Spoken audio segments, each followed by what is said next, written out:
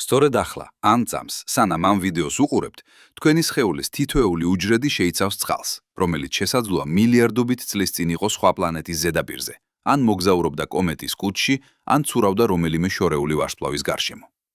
მაგრამ აქ არის რაღაც, რამაც 2026 წელს შეცვალა, მე-6 წელს შეცვალა ყველაფერი, რისი ფიქრიც კი შეგვეძლო წყლის შესახებ. მეცნიერებმა აღმოაჩინეს, რომ მთვარის სამხრეთ პოლუსზე არსებული წყალი შეიცავს იზოტოპებს, რომლებიც დედამიწაზე არ არსებობს. როგორ არის ეს შესაძლებელი? თუ მთვარე ნამდვილად დედამიწის ფრაგმენტია, როგორც ვარაუდობდით 100 წლის განმავლობაში, რატომ არის მის წყალში რაღაც, რასაც ჩვენს წყალში ვერ იპოვით? ეს აღმოჩენა არ არის უბრალოდ საინტერესო დეტალი კოსმოსური ქიმიის სახელმძღვანელოსთვის.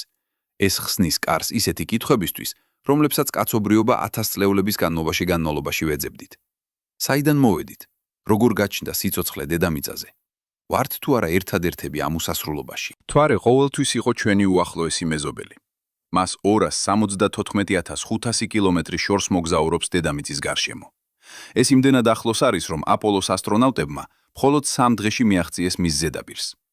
ბავშვობაში ყველანი გვიყურებდით ღამის ცაში და გვაოცებდა ეს ვერცხლისფერი ბურთი, რომელიც თითქოს ხელის გაწვდენაზე იყო.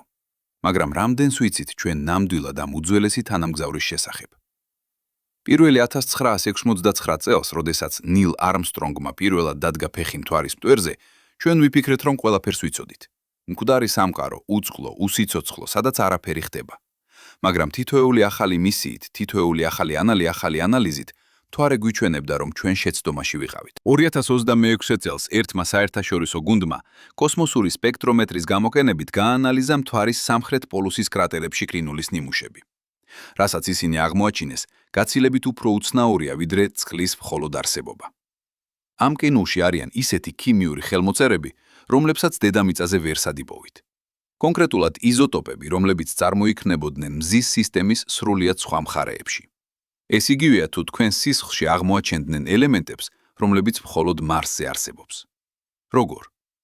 მთვარე თუ დედამიწის ნაწილი იყო, როგორც დიდი დარტყმის თეორია ამბობს, მაშინ მისი წყალი უნდა იყოს იდენტური ჩვენს წყალს. მაგრამ ეს არ არის. მოდით ცოტა უკან დავბრუნდეთ და ავხსნათ, რა არის იზოტოპები და რატომ არის ეს აღმოჩენა ასე რევოლუციური. წარმოიდგინეთ, რომ ყველა ატომი ადამიანია. თქვენ და თქვენი თხუპი-ძმა ერთნაირად გამოიყურებით, მაგრამ თქვენ სხვადასხვა წონა გაქვთ.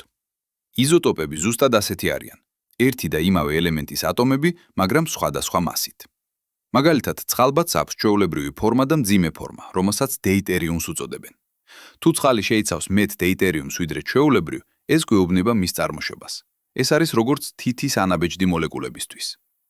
დედამიწის წყალს აქვს კონკრეტული პროპორცია ამ იზოტოპებს შორის. ასევე მთვარის ბოლო თხილების ანალიზებმა აჩვენეს, რომ მთვარის წყალი ძალიან განსხვავებული იზოტოპური შემადგენლობა აქვს. უფრო მეტად ჰგავს იმ წყალს, რომელიც არის კომეტებსა და ასტეროიდებში, რომლებიც მზის სისტემის გარე რეგიონებიდან მოდიან. ეს ნიშნავს, რომ მთვარის ზედაპირზე არსებული წყალი არ არის დედამიწიდან. ის არის უცხო. ის შემოფრინდა სხვა სამყაროდან. ფიქრობთ, რამდენად შორიდან? ზოგიერთი მეცნიერი მიიჩნევს, რომ ეს წყალი შესაძლოა წარმოშობილიყო ორთხრუბლიდან, გიგანტურ კომეტების და ასტეროიდების რეზერვუარიდან, რომელიც მდებარეობს მზის სისტემის გაცილებით მოშორებით, ნეპტუნის ორბიტის იქით. ის ნივთიერებები იქ იყენებენ იმდენ დროს მზის გარშემო მოსასრიალად, რომ ერთი ორბიტა შეიძლება გასტანოს 10,000 წელი.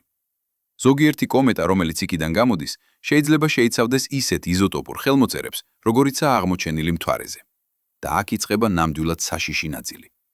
თუ ეს კომეტები და ასტეროიდები ამოგდებდნენ წყალს მთვარეზე, ისინი ასევე ამოგდებდნენ წყალს დედამიწაზე. იქნებ ჩვენი ოკეანეების ნაწილი მოვიდა იქიდან. იქნებ ჩვენ თვითონ ვართ კოსმოსური მიგრანტები, რომელთა წინაპრები არ წარმოიქმნენ აქ, არამედ ჩამოიტანეს სხვა სამყაროდან. მოდით ცოტა უფრო ღრმად ჩაუღრმავდეთ ამ იდეას. აი რა ხდებოდა დაახლოებით 4 მილიარდი წლის წინ. ახალგაზრდა მზის სისტემა იყო ქაოსური ადგილი. პლანეტები ჯერ კიდევ იზრდებოდნენ, ასტეროიდები და კომეტები მუდმივად ეჯახებოდნენ ყველაფერს, რაც გზაზე აღმოჩნდებოდა. ამ პერიოდს უწოდებენ დიდ დაბომბვას და ის გაგრძელდა დაახლოებით 600 მილიონი წლის განმავლობაში. დედამიწა ყოველდღიურად ვარდებოდა ასტეროიდების წვიმაში. ზოგიერთი ამ ასტეროიდებისა იყო იმდენად დიდი, რომ მათი დარტყმა სრულიად აორთქლებდა მთელ ოკეანეს. მაგრამ შემდეგ ისევ მოდიოდა ახალი ასტეროიდები, რომლებიც მოქონდათ ახალი წყალი. თანდათან დარტყმის შემდეგ დედამიწამ დააგროვა იმდენი წყალი, რომ დაფარა თავისი ზედაპირის 74%. მაგრამ მთვარე განსხვავებული ისტორია აქვს. მას აქვს მხოლოდ ძალიან მცირე ატმოსფერო, თითქმის არაფერი. ეს ნიშნავს, რომ როდესაც კომეტა დაეჯახება მთვარის ზედაპირს, მისი წყალი არაორთქლდება და არ გაქრება კოსმოსში. ის რჩება. კონკრეტულად სამხრეთ პოლუსზე, სადაც არიან მუდმივად ჩრდილში მყოფი კრატერები, სადაც ტემპერატურა ყოველთვის არის -230 გრადუსი ცელსიუსზე დაბალი, ამ პირობებში წყალი გაკინულია საუკუნეების განმავლობაში და ინახავს თავის თავდაპირველ ქიმიურ შემადგენლობას. ეს მთვარის კრატერები არის როგორც დროის კაფსულები. ისინი ინახავენ ისტორიულ ჩანაწერებს იმის შესახებ, თუ როგორი იყო ადრეული მზის სისტემა. და როდესაც მეცნიერები აანალიზებენ ამ ქრინულს, ისინი კითხულობენ არაუბრალოდ მთვარის ისტორიას, არამედ ჩვენს საკუთარ ისტორიას. აქ მნიშვნელოვანია გავიგოთ ის, რასაც მეცნიერებს უწოდებენ დიდი დარტყმის ჰიპოთეზას. ეს არის დომინანტური თეორია იმის შესახებ, თუ როგორ წარმოიქმნა მთვარე. დაახლოებით 4 მილიარდი 500 მილიონი წლის წინ მარსის ზომის პლანეტა სახელად თეია დაეჯახა ახალგაზრდა დედამიწას.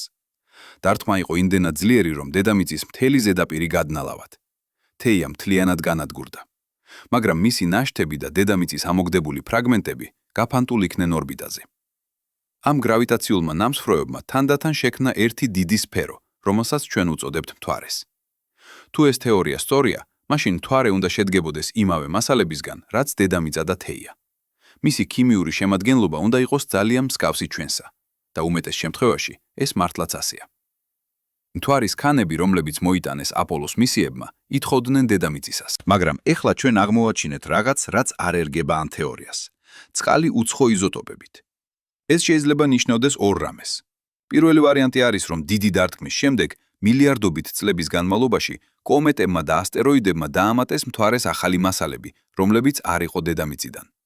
ეს ასტეროიდები მოდიოდნენ მზის სისტემის გაცილებით შორეული რეგიონებიდან და მოჰქონდათ თავიანთი უნიკალური ქიმიური ხელმოწერა. მეორე ვარიანტი კიდევ უფრო საინტერესოა და შესაძლოა უფრო შემაშფოთებელიც. იქნებ დიდი დარტყმის თეორია არ არის სრულიად სწორი. იქნებ მთვარე არ წარმოიქმნა მხოლოდ დედამიწის ნამსხვრევებისგან. იქნებ იყო მეტი, რაც ჩართული იყო ამ პროცესში, უცხო მასალები, რომლებიც მოსულა სხვა ადგილებიდან და რომლებიც დღემდე შემორჩენია მთვარის ყინულში. ეს ახალი აღმოჩენა შესაძლოა გვიბიძგებს თავიდან გადავფიქროთ ის, რაც ვიცოდით მთვარის წარმოშობის შესახებ. ეხლა მოდით ვიფიქროთ კიდევ უფრო დიდი მასშტაბით. თუ მთვარის წყალი მოდის სხვა სამყაროდან, რა შეიძლება ეს ნიშნავდეს დედამიწისთვის? ზოგიერთი ასტრობიოლოგი ამბობს, რომ ეს არის გამეცადინება. თუ წყალი და ორგანული მოლეკულები რეგულარულად მოიტანება მზის სისტემაში კომეტებით და ასტეროიდებით, მაშინ სიცოცხლის ინგრედიენტები არ არის უნიკალური მხოლოდ დედამიწისთვის. ისინი არიან ყველგან. მზის სისტემის ყველა პლანეტას, თვემსას, ასტეროიდს შეიძლება ჰქონდეს ერთი და იგივე ძირითადი შენობის ბლოკები. ეს არ ნიშნავს, რომ ყველგან არის სიცოცხლე, მაგრამ ეს ნიშნავს, რომ სიცოცხლე შეიძლება გაჩნდეს ძალიან ბევრ ადგილზე, თუ პირობები შესაბამისია. ევროპა, იუპიტერის მთვარე, რომელსაც აქვს თხევადი წყლის ოკეანე ყინულის ქვეშ. იქ შეიძლება იყოს ორგანული მოლეკულები, რომლებიც მოიტანეს იგივე კომეტებმა. ენცელადი, სატურნის მთვარე, რომელიც ამოფრქვევს წყლის ფონტანებს კოსმოსში. იქაც შესაძლოა ასეთივე ისტორია იყოს. მაგრამ ყველაზე საინტერესო კითხვა ასეთია. თუ წყალი მთვარეზე მოვიდა კომეტებიდან, მაშინ იგივე წყალი მოდიოდა დედამიწაზეც. და თუ ჩვენი ოკეანების ნაწილი მოიტანეს კომეტებმა, მაშინ შესაძლოა იმ კომეტებმა მოიტანეს სხვა რამეებიც, ამინომჟავები, ნუკლეინის მჟავები, თვით სიცოცხლის პირველი ფორმები. არსებობს თეორია, რომელსაც უწოდებენ პანსპერმიას, რომელიც ამბობს, რომ სიცოცხლე არ წარმოიშვა დედამიწაზე, არამედ მოვიდა კოსმოსიდან. ეს არ არის მეინსტრიმ თეორია, მაგრამ არის მეცნიერები, რომლებიც მას სერიოზულად განიხილავენ. კონკრეტულად ფრენსის კრიკი, ერთ-ერთი ადამიანი, რომელმაც აღმოაჩინა დნმ-ის სტრუქტურა, მხარს უჭერდა ამ იდეას. თუ პანსპერმია სწორია, მაშინ ჩვენ ყველანი ვართ უცხოელები. ჩვენი წინაპრები არ წარმოიქმნენ აქ, არამედ ჩამოფრინდნენ ვარსკვლავებიდან. ახლა ის, რაც ნამდვილად საშიშია. თუ წყალი და სიცოცხლის შენობის ბლოკები მოედინება მზის სისტემის ირგვლივ და ეჯახება პლანეტებს, ნაწილდება მათ შორის, რა ხდება დროთა განმავლობაში. იქნება არა მხოლოდ დედამიწა მიიღებს წყალი სხვა ადგილებიდან, არამედ დედამიწაც აგზავნის თავის წყალს სხვა ადგილებში. როდესაც დიდი ასტეროიდი ეჯახება დედამიწას, ის ამოფრქვევს უზარმაზარ რაოდენობით მასალას კოსმოსში. ნაწილი ამ მასალისა ბრუნდება უკან და ვარდება, მაგრამ ნაწილი გაფანტულ იქნება ძალიან შორს. ზოგიერთი ნაწილი შეიძლება მიაღწიოს მარსს, ან ევროპას, ან კიდევ უფრო შორს. და თუ ამ ნაწილებში არის ბაქტერიები, რომლებსაც შეუძლიათ გადარჩნენ კოსმოსის სიცივეში და რადიაციაში, მაშინ სიცოცხლე შეიძლება გავრცელდეს პლანეტიდან პლანეტაზე. როდესაც ჩვენ ვეძებთ სიცოცხლეს მარსზე, შესაძლოა ვიპოვოთ ბაქტერიები, რომლებიც თავდაპირველად დედამიწიდან არიან, ან შესაძლოა დედამიწის სიცოცხლე თავდაპირველად მარსიდან იყო. რამდენად საშინელი იქნებოდა თუ აღმოვაჩენდით, რომ მარსის უძველესი ნიადაგის ნიმუშები შეიცავს დნმ-ს, რომელიც იდენტურია ჩვენს უძველეს ფოსილებთან. გავიხსენოთ კონკრეტული მაგალითი, რომ უკეთ გავიგოთ. 2015 წელს მეცნიერებმა გამოაკვეთნეს კვლევა, რომელშიც აანალიზეს მარსიდან ჩამოვარდნილი მეტეორიტი სახელად ალან ჰილს 484-1. ეს მეტეორიტი აღმოჩნეს ანტარქტიკაში 1994 წელს. მის შიგნით იყო მიკროსკოპული სტრუქტურები, რომლებიც ძალიან გავდა ბაქტერიებს. მეცნიერთა ნაწილმა თქვა, რომ ეს არის მტკიცებულება სიცოცხლის არსებობისა მარსზე. სხვები არ დაეთანხმნენ და თქვეს, რომ ეს უბრალოდ არაორგანული ფორმირებები იყო. დავა ჯერ კიდევ გრძელდება. მაგრამ უმთავრესი აქ არის, რომ თუ ამ მეტეორიტს შეეძლო მარსიდან დედამიწამდე მოსვლა, მაშინ შესაძლოა მასალამ შეძლოს საპირისპირო მიმართულებით მოგზაურებაც. მზის სისტემა არ არის იზოლირებულ ადგილებად დაყოფილი. ის არის ერთი დინამიური ქსელი, სადაც ყველაფერი უკავშირდება ყველაფერს. ამიტომ მთვარის წყალი, რომელსაც აქვს უცხო იზოტოპები, არ არის უბრალოდ ერთი მცირე დეტალი. ის არის მინიშნება იმისა, რომ მთელი მზის სისტემა მოქმედებს როგორც გიგანტური ქიმიური რეაქტორი. მასალები მოედინება ერთი ადგილიდან მეორეში. წყალი, რომელიც დღეს არის კომეტაში, ხვალ შეიძლება იყოს პლანეტის ოკეანში. ორგანული მოლეკულები, რომლებიც დღეს არიან ასტეროიდზე, ხვალ შეიძლება იყვნენ ცოცხალი უჯრედის ნაწილი. ეს არის უწყვეტი ციკლი, რომელიც მუშაობს მილიარდობით წლების განმავლობაში და ჩვენ ვართ ამ ციკლის ნაწილი. თითოეული ატომი თქვენ სხეულში იყო სხვა ადგილზე, სხვა დროს. შესაძლოა იყო კომეტის ბირთვში, შესაძლოა იყო სხვა პლანეტის ატმოსფეროში, შესაძლოა იყო ვარსკვლავის მაგნიტოსფეროში. და შემდეგ, შემთხვევით ან განგებულებით, ჩამოვიდა აქ ტახტა თქვენ. მაგრამ დავბრუნდეთ კონკრეტულად მთვარის იზოტოპებზე. რა სხვა შეიძლება გვითხრას მათ? ერთი საინტერესო თეორია არის, რომ იზოტოპური შემადგენლობა შეიძლება დაგვეხმაროს გავიგოთ, როდის და როგორ მოვიდა ეს წყალი. თუ წყალი მოვიდა მთვარის ფორმირების შემდეგ მილიონობით წლებში, მაშინ ის უნდა იყოს დაკავშირებული დიდ დაბომბვასთან. თუ ის მოვიდა ბევრად მოგვიანებით, მაშინ ეს ნიშნავს, რომ მთვარე ჯერ კიდევ იღებს ახალ მასალებს კოსმოსიდან დღესაც. და თუ ის მოვიდა შედარებით ცოტა ხნის წინ, 2 ან 3 მილიარდი წლის წინ, მაშინ ეს ნიშნავს, რომ დედამიწაც უნდა მიღებულიყო მსგავსი დარტყმები იმავე დროს. და თუ დედამიწა მიიღებდა კომეტების დარტყმებს 2 მილიარდი წლის წინ, ეს იყო ზუსტად ის დრო, როდესაც გაჩნდა პირველი რთული სიცოცხლე. შესაძლოა ეს არის კავშირი. შესაძლოა კომეტების ამ ახალმა ტალღამ მოიტანა ის საჭირო ინგრედიენტები, რომლებმაც საშუალება მისცა სიცოცხლეს, გადასულიყო უბრალოდ ერთუჯრედიანებიდან რთული მრავალუჯრედიან ორგანიზმებზე. ბევრ კითხვას ვშავთ, მაგრამ პასუხები ჯერ კიდევ არ არის. ის, რაც ჩვენ ვიცით, დარწმუნებით არის ის, რომ მთვარე უფრო რთულია ვიდრე გვეგონა. ის არ არის მკვდარი უდაბნო. ის არის აქტიური სამყარო, რომელიც ჯერ კიდევ ინახავს საიდუმლოებებს ჩვენი წარსულის შესახებ. და ყოველი ახალი აღმოჩენა, როგორიცაა ეს უცხო იზოტოპები, გვაიძულებს თავიდან დავაფასოთ ის, რაც ვიცოდით ჩვენს ადგილზე კოსმოსში. ჩვენ არ ვართ იზოლირებული კუნძული შორეულ სამყაროში. ჩვენ ვართ ნაწილი უზარმაზარი ქსელისა, რომელიც აკავშირებს პლანეტებს, მთვარეებს, კომეტებს და შესაძლოა სიცოცხლის ფორმებს ყველა ამ ადგილებში. და ის, რაც იწყება მთვარის ყინულში, შეიძლება დამთავრდეს ჩვენს გაგებაში იმისა, საიდან მოვედით ჩვენ და არის თუ არა სხვები მსგავსი ჩვენ სადმე იქ გარეთ. მაშ, რა უნდა ველოდოთ შემდეგ? დღესდღეობით მზადებენ რამდენიმე მისიას, რომლებიც კიდევ უფრო დეტალურად შეისწავლიან მთვარის სამხრეთ პოლუსს. NASA-ს ართემის პროგრამა გეგმავს დაბრუნდეს მთვარეზე და კონკრეტულად მიაქციოს ყურადღება იქ, სადაც არის წყლის ყინული. მათ აქვთ ამბიცია აშენონ მუდმივი ბაზა მთვარის სამხრეთ პოლუსზე, სადაც ასტრონავტები შეძლებენ ამოიღონ წყალი ადგილობრივ რესურსებიდან. მაგრამ ეს მისიები ასევე წამოიღებენ ნიმუშებს უკან დედამიწაზე, სადაც ლაბორატორიები შეძლებენ გააკეთონ ბევრად უფრო ზუსტი ანალიზები, ვიდრე შესაძლებელია კოსმოსური ზონდებით. ეს ნიმუშები შეიძლება საბოლოოდ გვიპასუხოს კითხვას: საიდან მოვიდა ეს უცხო წყალი? როდის მოვიდა და რა სხვა მოიტანა თან? ჩინეთიც ასევე გეგმავს მთვარის მისიებს იმავე რეგიონში. ევროკულმა კოსმოსურმა სააგენტომ აქვს საკუთარი ამბიციები. შემდეგი 10 წლეული იქნება ოქროს ხანა მთვარის მეცნიერებისთვის. და თითოეულ ამ მისიას შეუძლია შეგვთავაზოს ახალი გამოცხადებები. იქნება აღმოაჩენთ, რომ უცხო იზოტოპები მოდის არამხოლოდ კომეტებიდან, არამედ უფრო შორეული წყაროებიდან. იქნება აღმოაჩენთ, რომ მთვარის წყალში არის მიკროორგანიზმების ნაშთები, რომლებიც მოგზაურობდნენ რომლებიც მოგზაურობდნენ კოსმოსში მილიარდობით წლების განმავლობაში. იქნება აღმოაჩენთ, რომ სიცოცხლე ნამდვილად არის უბიკვიტურულ. ყველგან, სადაც გვეძებს, სადაც არის წყალი და ენერგია, შანსი სიცოცხლისთვის არსებობს. რა აზრს ვაძლევთ ჩვენ, როგორც ადამიანები ამ ყველაფერს? აი რაც ნამდვილად საინტერესოა. 1000 წლეულების განმავლობაში ადამიანები უყურებდნენ მთვარეს და ფიქრობდნენ, რომ ის არის რაღაც განსხვავებული ჩვენგან, რაღაც შორეული და გაუგებარი. მაგრამ ახლა ჩვენ ვსწავლობთ, რომ მთვარე და დედამიწა არიან ნაწილი იმავე ისტორიისა. მთვარის წყალი მოდის იმავე წყაროებიდან, საიდანაც მოვიდა ჩვენი წყალი. მთვარის ქანები მოდის იმავე პროცესებიდან, რომლებმაც შექმნეს ჩვენი პლანეტა. ჩვენ არა ვართ განცალკევებული. ჩვენ ვართ ნაწილი ერთი დიდი დაკავშირებული სისტემისა. და რაც უფრო მეც ვიგებთ მთვარის შესახებ, მით უფრო ბევრს ვიგებთ საკუთარი თავის შესახებ. დაბოლოს აქ არის კითხვა, რომელიც ყველაზე მეტად მაინტერესებს. თუ მთვარის წყალი შეიძლება გვითხრას, საიდან მოვედით, შეიძლება ასევე გვითხრას ის, სად მივდივართ. თუ ჩვენი მოლეკულები მოგზაურობენ კოსმოსში, თაობიდან თაობაში, პლანეტიდან პლანეტაზე, მაშინ შესაძლოა ჩვენც ერთ დღეს განვაგრძოთ ეს მოგზაურობა. შესაძლოა მომავალში ჩვენი შთამომავლები დაიწყებენ კოლონიზაციას მთვარის, მარსის, ევროპას. და შემდეგ მათი შთამომავლები გაფანტულდებიან კიდევ უფრო შორს.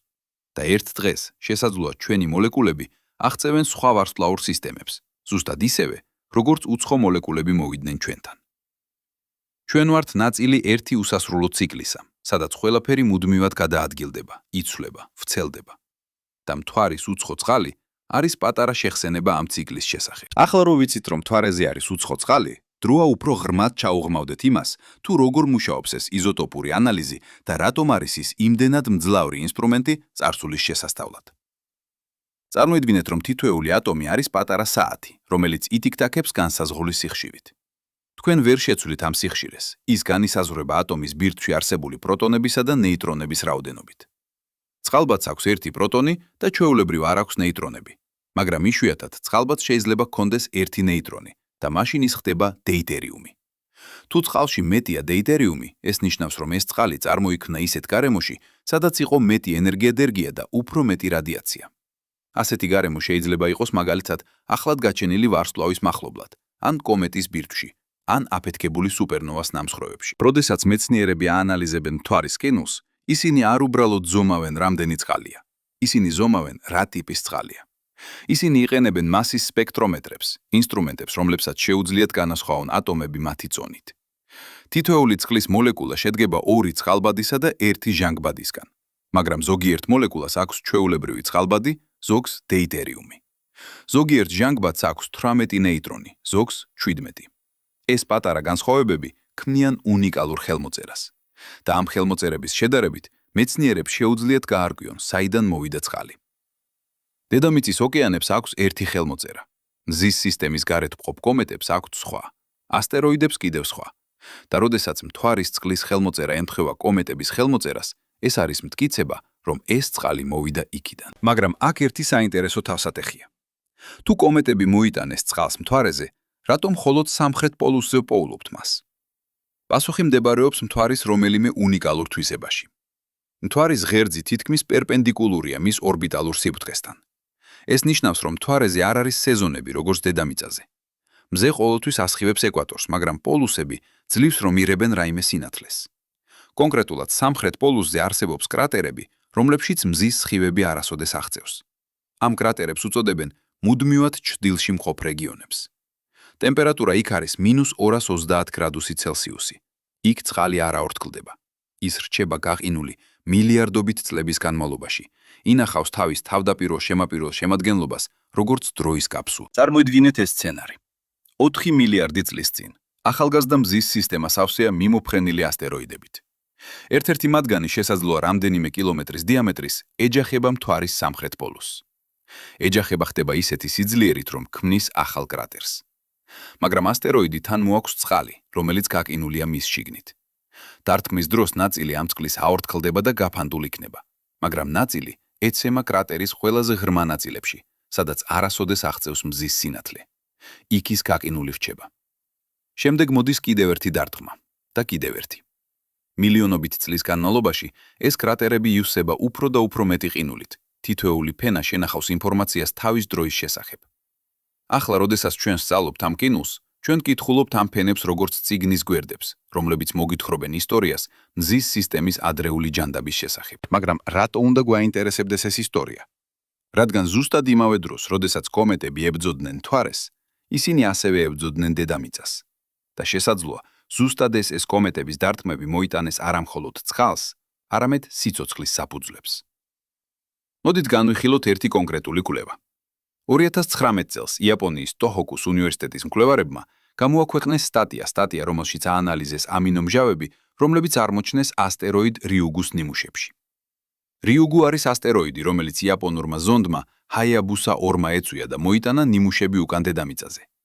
ამ ნიმუშებში აღმოაჩინეს 27 სხვადასხვა ამინომჟავა. ამინომჟავები არის სიცოცხლის აშენების ბლოკები. ისინი წარმოქმნიან ცილებს, რომლებიც წარმოქმნიან უჯრედებს.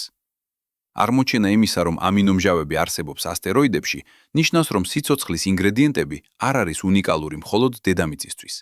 ისინი ყველგან არიან კოსმოსში. და აი საინტერესო ნაწილი.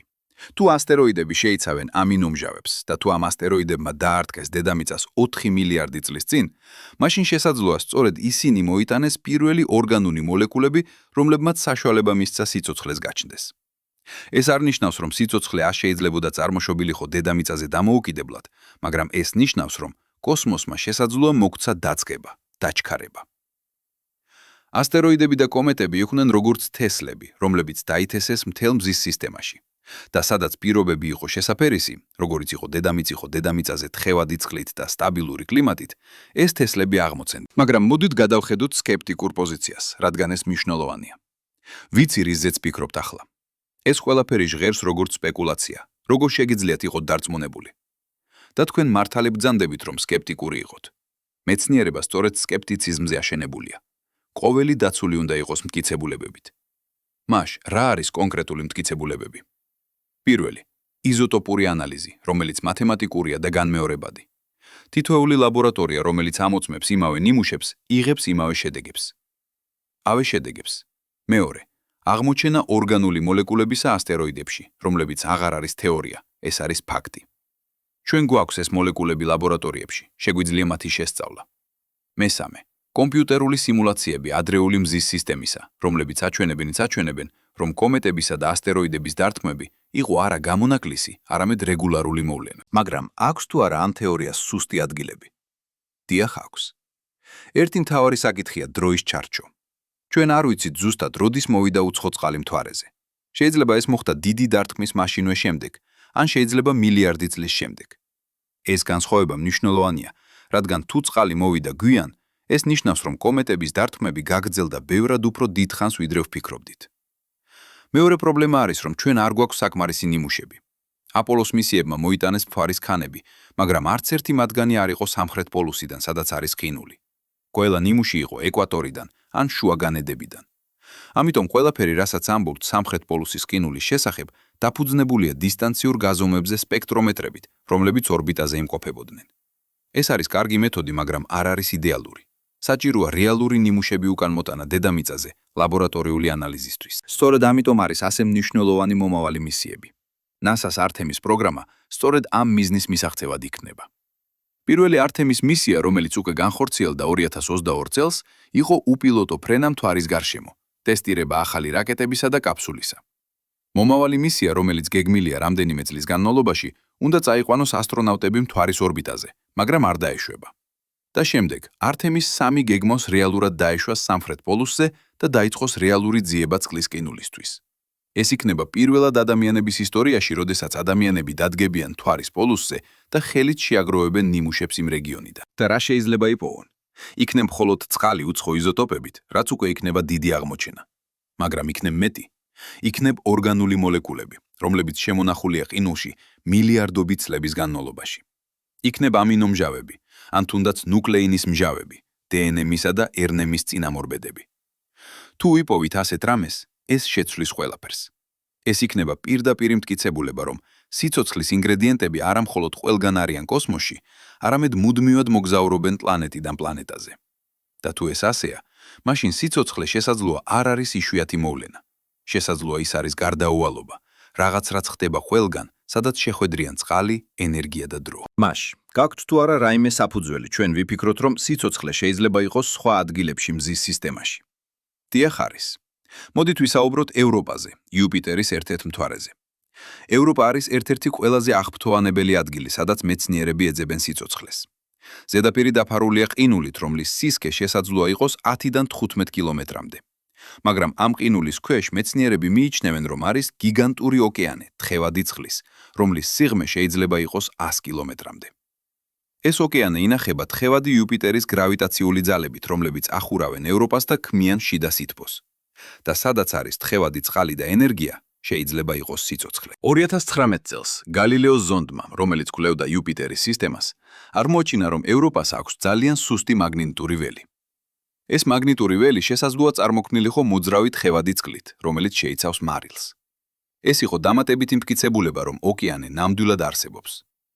შემდეგ ჰაბლის ტელესკოპმა დააფიქსირა, რომ ევროპას აქვს წყლის აორთქლების ფონტანები, რომლებიც ამოიფრქვევა ზედაპირიდან და ადიან 115 კილომეტრამდე სიმაღლეზე კოსმოსში. ეს ფონტანები იძლევა საშუალებას მომავალი მისიები უბრალოდ გაიარონ ამ ფონტანების გავლით და შეაგროვონ ნიმუშები ოკეანიდან, ანუღა საჭირო არ არის ყინულის დასაბურღად. NASA და ევროპული კოსმოსური სააგენტო ორივე გეგმავენ მისიებს ევროპაზე მომდევნო 10 წლებში. NASA-ს ევროპა კლიპერი უნდა დაიწყოს ფრენა 2024 წელს და მიაღწიოს იუპიტერს 2029 წელს. ის გააკეთებს 95 ფრენას ევროპას, თან და გააანალიზებს მის ზედაპირს, ატმოსფეროს და ფონტანებს. რას ეძებენ ისინი? პირველ რიგში უფრო მეტ მტკიცებულებას ოკეანის არსებობისა. მეორეც, ორგანულ მოლეკულებს. თუ ფონტანებში აღმოჩნდა ამინომჟავები ან სხვა ორგანული ნაერთები, ეს იქნება უზარმაზარი აღმოჩენა. მესამე, ისინი ეძებენ ნიშნებს გეოლოგიური აქტივობისა. თუ ევროპას აქვს ქვესაწყლური ვულკანები ან ჰიდროთერმული ხვრელები, სადაც ცხელი წყალი გამოდის ოკეანის ფსკერიდან, ეს იქნება იდეალური გარემო სიცოცხლისთვის. დედამიწაზე ღრმა ოკეანის ჰიდროთერმულ ხვრელებთან არსებობს მდიდარი ეკოსისტემები, რომლებიც არ არიან დამოკიდებული მზის სინათლეზე. ისინი იღებენ ენერგიას ქიმიური რეაქციებიდან. იქნებ ევროპის ოკეანში არსებობს მსგავსი რამ, იქნებ უჯრედები, რომლებიც ცხოვრობენ სრულ სიბნელეში, იკვებებიან ქიმიური ენერგიით, რომელიც გამოდის ევროპის ქვედამანტიადან. მაგრამ დაუბრუნდეთ მთვარეზე, რადგან სწორედ იქ დგას ყველაფრის დასაწყისი. თუ მთვარის წყალი მოვიდა იმავე წყაროებიდან, საიდანაც შესაძლოა მოვიდა ევროპის წყალი და დედამიწის წყალი, მაშინ ეს სამი სხეული არიან დაკავშირებული ერთი საერთო ისტორიით. ისინი ყველა არიან ნაწილი იმავე დიდი პროცესისა, კომეტებისა და ასტეროიდების განაწილება სიცოცხლის ინგრედიენტებისა მთელ მზის სისტემაში. ეს ნიშნავს, რომ თუ ჩვენ ვიპოვით სიცოცხლეს ევროპაზე ან ენცელადზე ან მარსზე, შენ მარსზე, შეიძლება ეს სიცოცხლე არ იქნება მთლიანად უცხო. შეიძლება ის იზიარებს იმავე წარმოშობას, რაც ჩვენ. შეიძლება ჩვენ ყველანი ვართ შვილები იმავე კოსმოსური თესლების, რომლებიც დაითესეს მილიარდობით წლების წინ. ეხლა დრო ავისაუბროთ იმაზე, რასაც მეცნიერები საჯაროდ იშვიათად ამბობენ. ის, რაც არ არის სასიამოვნო აღიარება. უცნობის მასშტაბი. ჩვენ გვიყვარს ვიფიქროთ, რომ ვიცით ბევრი, მაგრამ სიმართლე ის არის, რომ ჩვენი ცოდნა უკიდურესად შეზღუდულია. მაგალითად, მთვარის წყლის იზოტოპები. ჩვენ ვიცით, რომ ისინი განსხვავდებიან დედამიწის წყლისგან, მაგრამ რამდენად ვართ დარწმუნებულები ამ გაზომებში? სპექტრომეტრები, რომლებსაც ვიკენებთ, არიან ძალიან გრძნობიარე, მაგრამ არაუდანაშაულო. ისინი იღებენ მონაცემებს მილიონობით კილომეტრის მანძილიდან, ორბიტიდან, რაც შეიძლება გამოიწვიოს შეცდომები. ნორმალურია, რომ სხვადასხვა ინსტრუმენტები გვაძლევენ ოდნავ განსხვავებულ შედეგებს. ზოგჯერ განსხვავება მცირეა, ზოგჯერ არ არის. როგორ შეგვიძლია ვიყოთ დარწმუნებულები, რომელი გაზომა არის სწორი? 2017 წელს ორი სხვადასხვა კვლევითი ჯგუფი. ერთი კალიფორნიის ბრაუნის უნივერსიტეტიდან, მეორე მასაჩუსეტსის ტექნოლოგიური ინსტიტუტიდან გამოაქვეყნეს შედეგები მთვარის წყლის იზოტოპებზე.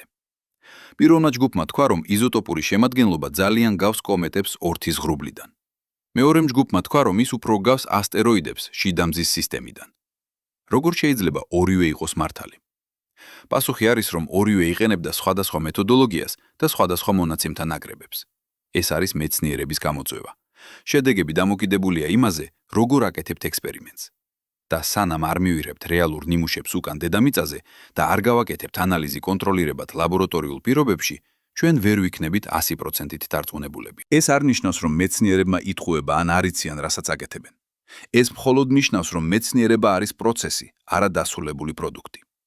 ყოველი ახალი აღმოჩენა ზუსტად ამართლებს წინა აღმოჩენებს, მაგრამ ასევე ამატებს ახალ დეტალებს და ზოგჯერ იცვლის სურათს მთლიანად.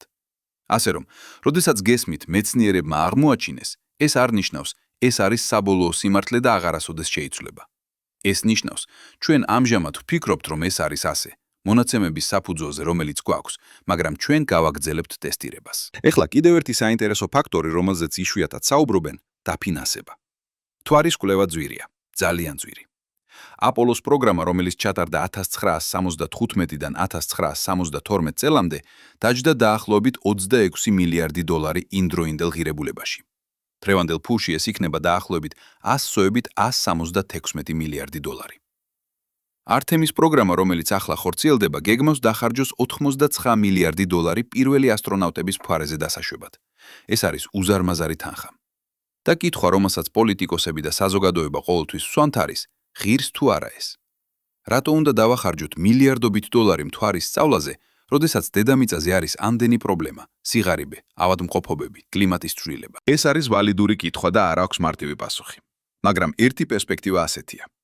მეცნიერება, რომელიც ხორციელდება კოსმოსში, ხშირად იძლევა ტექნოლოგიებს, რომლებიც იყენებენ დედამიწაზე. მაგალითად, თანამგზავრები, რომლებიც ახლა იყენება მილიონობით ადამიანი ნავიგაციისთვის, კომუნიკაციისთვის, ამინდის პროგნოზისთვის, ყველა ეს ტექნოლოგია გამოიგონეს კოსმოსური პროგრამების დროს. მედიცინის აღჭურვილობა, წყლის გაწმენდის სისტემები, მზის პანელები, ბევრი ამ ტექნოლოგიების განვითარდა NASA-ს კვლევების დროს. ასე რომ, თუნდაც თუ მთვარის სწავლა არ გვაძლევს პირდაპირ პრაქტიკულ სარგებელს, ტექნოლოგიები, რომლებიც ვიგებთ გზაზე, ხშირად აღმოჩნდებიან უფრო ფასეულნი, ვიდრე თავდაპირველი ინვესტიცია. მაგრამ უფრო ფილოსოფიურად, კოსმოსური კვლევა არის ადამიანობის ბუნებრივი გაგრძელება. ჩვენ ვართ ცნობის მოყვარე სახეობა. ჩვენ გვინდა გავიგოთ, საიდან მოვედით, სად მივდივართ, ვართ თუ არა მარტო. ეს კითხვები არ გვაქვს მხოლოდ ინტელექტუალურ დონეზე. ისინი არის ფუნდამენტურები ჩვენი ადამიანური თვითშემეცნებისთვის. და ზოგჯერ კითხვების დასმა უფრო მნიშვნელოვანია, ვიდრე პასუხების პოვნა. რადგან პასუხების ძიების პროცესში ჩვენ ხვდებით უკეთესებით, უფრო წინსვლით, უფრო გაბედულებით. ეხლა წარმოიდგინეთ ეს. 10 წლის შემდეგ, 2026 წელს, პირველი ადამიანები დადიან მთვარის სამხრეთ პოლუსზე. ისინი ატარებენ თანამედროვე კოსტიუმებს, რომლებიც უფრო ყოჩაღია, უფრო მობილურია, ვიდრე აპოლოს დროს. ისინი გადადიან კრატერის კიდეზე, სადაც მზე არასოდეს ასხივებს. ისინი იყენებენ სპეციალურ საბურღ ინსტრუმენტებს და იწყებენ ტკინულის ამოღებას. ყოველი ნიმუში, რომელსაც ისინი აიღებენ, თავსდება სპეციალურ კონტეინერებში, რომლებიც ინახავს მას გაყინულად გზაზე უკან დედამიწაზე. ეს ნიმუშები იქნებიან ყველაზე ძვირფასი ობიექტები, რომლებიც ოდესმე მოიტანეს კოსმოსიდან. რადგან ისინი შეიცავენ პასუხებს კითხვებზე, რომლებსაც ჩვენ ვსვამდით თაობებ. რას იპოვით ისინი? შესაძლოა სწორედ ის, რისი მოლოდინიც გქონდა, უცხო იზოტოპები, რომლებიც ადასტურებენ, რომ წყალი მოვიდა კომეტებიდან, ან შესაძლოა რაღაც მეტი. შესაძლოა ორგანული მოლეკულები, რომლებიც გვიჩვენებენ, რომ სიცოცხლის ინგრედიენტები ნამდვილად მოგზაურობდნენ ასტეროიდებში. ან იქნება, და ეს იქნება ყველაზე შოკის მონგვრელი, შესაძლოა რაღაც, რასაც საერთოდ არ ველოდით. ისტორია სავსეა მაგალითებით, როდესაც მეცნიერები ეძებდნენ ერთ რამეს და ნახეს სრულიად სხვა. როდესაც პენზიასმა და უილსონმა პირველად აღმოაჩინეს კოსმოსური მიკროტალღური ფონი რადიაცია, ისინი ფიქრობდნენ, რომ ეს იყო ხმაური მათ ანტენაში. მხოლოდ მოგვიანებით მიხვდნენ, რომ იყო რეალური სიგნალი დიდი აფეთქებიდან. შესაძლოა მთვარის ყინულში ვიპოვოთ რაღაც, რაც მთლიანად შეცვლის ჩვენს გაგებას იმისა, თუ როგორ მუშაობს მზის სისტემა. მაგრამ რაც უფრო მეტ ვსაუბრობთ მეცნიერებაზე და აღმოჩენებზე, უფრო მეტად ვშორდებით მთავარ კითხვას. რას ნიშნავს ეს ყველაფერი ჩვენთვის პირადად? რას ნიშნავს, რომ თქვენი სხეულის წყალი შესაძლოა მოვიდა კომეტიდან? რას ნიშნავს, რომ თქვენ შესაძლოა ხართ შთამომავალი ორგანული მოლეკულებისა, რომლებიც მოგზაურობდნენ კოსმოსში მილიარდობით წლების განმავლობაში? პირადად მე მგონია, რომ ეს ნიშნავს, რომ ჩვენ ვართ ბევრად უფრო დაკავშირებული კოსმოსთან, ვიდრე გგონია. ჩვენ გვიყვარს ვიფიქროთ ჩვენს თავზე როგორც დედამიწის მაცხოვრებლებზე, როგორც ადამიანებზე, რომლებიც ცხოვრობენ პლანეტაზე, ცხოვრობენ ამ პლანეტაზე და შეეხებიან კოსმოსს მხოლოდ როდესაც გადავწყვეტ ტელესკოპის დამზერას. მაგრამ სიმართლე ის არის, რომ თითოეული ატომი თქვენს სხეულში არის კოსმოსური მოგზაური. თქვენი წყალბადი შეიქმნა დიდი აფეთქების 3 წუთში. თქვენი ნახშირბადი შეიქმნა ვარსფლავის ბირთვში. თქვენი რკვენი რკინა შეიქმნა სუპერნოვას აფეთქებაში. და შემდეგ ეს ყველა ელემენტი მოგზაურობდა კოსმოსში მილიარდობით წლების განმავლობაში. გავიდა კომეტებში, ასტეროიდებში, პლანეტურ ღრუბლებში, სანამ საბოლოოდ მოხვდა დედამიწაზე და გახდა ნაწილი თქვენი. ასე რომ, როდესაც მეცნიერები გეუბნებიან, რომ მთვარის წყალი მოვიდა კომეტიდან, ისინი არა მხოლოდ გეუბნებიან მთვარის ისტორიას, ისინი გეუბნებიან თქვენს ისტორიას. რადგან იმავე კომეტებმა, რომლებმაც მოიტანეს წყალი მთვარეზე, მოიტანეს წყალი დედამიწაზეც. და შესაძლოა ის წყალი, რომელსაც დღეს სვამთ, ოდესღაც იყო იმ კომეტების ნაწილი. შესაძლოა ის იყო ორთის ღრუბლში, შორეულ კუთხეში მზის სისტემისა, სადაც ტემპერატურა არის -260 გრადუსი, სადაც მზის სინათლე იმდენად სუსტია, რომ ძლივს განასხვავებთ მას ვარსკვლავებისგან. და შემდეგ რაღაც მოხდა. გრავიტაციული შეწუხება, მეზობელი ვარსკვლავის გავლა. და ეს კომეტა დაიწყო მოგზაურობა შიდა მზის სისტემისკენ. იგი მოგზაურობდა მილიონობით წლების განმავლობაში. ნელა თანდათან მიუახლოვდა მზეს და საბოლოოდ დაეჯახა ახალდაზრდა დედამიწას. გადმოიტანა თავისი წყალი და შესაძლოა თავისი სიცოცხლე. ფიქრობთ თუ არა ამაზე, როდესაც სვამთ წყალს? ალბათ არა, მაგრამ იქნებ უნდა. რადგან ეს გვახსენებს, რამდენად საოცარია ჩვენი არსებობა. ჩვენ არ ვართ უბრალოდ შემთხვევითი კრებული ატომებისა. ჩვენ ვართ შედეგი მილიარდობით წლების კოსმოსური ისტორიისა. ჩვენ ვართ შთამომავლები ვარსკვლავებისა, კომეტებისა, აფეთქებებისა. და ის ფაქტი, რომ ჩვენ აქ ვართ, რომ ვფიქრობთ, ვგრძნობთ, ვიცით საკუთარი თავის შესახებ, ეს ყველაფერი არის სასწაული, რომელიც არ უნდა იყოს თვითნებობით. მაშ, არის თუ არა სხვა სიცოცხლე სადმე იქ გარეთ? პირადად მე მჯერა, რომ დიახ. არა იმიტომ, რომ მაქვს მტკიცებულება, არამედ იმიტომ, რომ სტატისტიკა ამას გვთავაზობს. თუ წყალ და ორგანული მოლეკულები არიან ყველგან კოსმოსში და თუ ეს მოლეკულები მუდმივად გადაადგილდებიან პლანეტიდან პლანეტაზე, მაშინ სიცოცხლე შესაძლოა არ არის იშვიათი გამონაკლისი, არამედ ფართოდ გავრცელებული მოვლენა. შესაძლოა ეს არ არის ჩვენი ტიპის სიცოცხლე. შესაძლოა არის ბაქტერიები ევროპის ოკეანებში, ან მარსის მიწაქვეშ, ან ტიტანის მეთანის ტბებში, ან სადმე სულ სხვა, სადაც ჩვენ ვერც კი ვიფიქრებდით. მაგრამ იქნება. და როდესაც დავიწყებთ მის პოვნას, ეს არ იქნება მხოლოდ მეცნიერული აღმოჩენა. ეს იქნება ფილოსოფიური რევოლუცია. რატომ იქნება ეს ფილოსოფიური რევოლუცია? რადგან 1000 წლეულების განმავლობაში ადამიანობა ფიქრობდა, რომ დედამიწა არის სამყაროს ცენტრი. შემდეგ კოპერნიკმა გვიჩვენა, რომ დედამიწა მოძრაობს მზის გარშემო, არა პირიქით. შემდეგ გალილეომ და კეპლერმა გვიჩვენეს, რომ პლანეტები მოძრაობენ მათემატიკური კანონების მიხედვით, არა ღვთიური კაპაპრიზით. შემდეგ ჰაბლმა გვიჩვენა, რომ ჩვენი გალაქტიკა მხოლოდ ერთია მილიარდობით შორის. თითოეული ამ აღმოჩენამ შეამცირა ჩვენი სპეციალურობა. ჩვენ აღარ ვართ ცენტრში, ჩვენ ვართ პერიფერიაზე, ერთ-ერთ ჩვეულებრივ გალაქტიკაში, ერთ ჩვეულებრივ ვარსკვლავის გარშემო მოძრავ ერთ ჩვეულებრივ პლანეტაზე. მაგრამ მაინც გქონდა ერთი რამ, რაც გვაძლევდა სპეციალურობის განცდას. სიცოცხლე. ჩვენ ვიცოდით, რომ ვართ ცოცხალნი, ვფიქრობთ, ვიცით საკუთარი თავის შესახებ. და არავის სხვას არ ვიცოდით, ვინც ასე იქცეოდა. მაგრამ თუ ვიპოვით სიცოცხლეს მარსზე, ან ევროპაზე, ან ტიტანზე, ეს ბოლო კოლონა ჩვენი სპეციალურობისა დაინგრევა. ჩვენ აღარ ვიქნებით უნიკალური. ჩვენ ვიქნებით მხოლოდ ერთი მაგალითი, რაღაც უფრო ფართოსი, რაღაც რაც ხდება ბევრ ადგილზე. და ეს იქნება ერთდროულად დამამცირებელი და ბედნიერი. დამამცირებელი, რადგან ჩვენი ეგო კიდევ ერთხელ შემცირდება, მაგრამ ბედნიერი, რადგან ეს ნიშნავს, რომ ჩვენ არ ვართ მარტო. ეს ნიშნავს, რომ სამყარო სავსეა სიცოცხლით, შესაძლოა გონებით, შესაძლოა ცნობიერებით. და თუ ისინი არიან იქ, ჩვენ ერთ დღეს შევხვდებით მათ. და ეს იქნება ყველაზე მნიშვნელოვანი მომენტი ადამიანობის ისტორიაში. ეხლა მოდით დავბრუნდეთ კონკრეტულად იმაზე, რასაც ხედავთ მომდევნო 10 წლეულში. 2024 წელს NASA-ს ართემის 2 მისია უნდა გაფრინდეს. ეს იქნება პირველი პილოტირებადი მისია მთვარის გარშემო უკანასკნელი 52 წლის განმავლობაში. 4 ასტრონავტი გაფრინდებიან ორიონის კაფსულაში, შეასრულებენ რამდენიმე ორბიტას მთვარის გარშემო და დაბრუნდებიან დედამიწაზე. ეს იქნება ტესტი ყველა სისტემისა, რომელიც საჭიროა ადამიანების დასაშვებად. შემდეგ 2026 ან 27 წელს ართემის 3 დაეშვება სამხრეთ პოლუსზე. პირველად ადამიანები დადგებიან რეგიონში, სადაც არასოდეს ყოფილა არავინ. პირველად ისინი იქნებიან იქ, სადაც არის უცხო წყალი. და პირველად ისინი აიღებენ ნიმუშებს, რომლებიც შესაძლოა საბოლოოდ უპასუხოს კითხვას. საიდან მოვედით ჩვენ? მაგრამ ართემის პროგრამა არ შემოიფარგლება მხოლოდ ერთი ვიზიტით.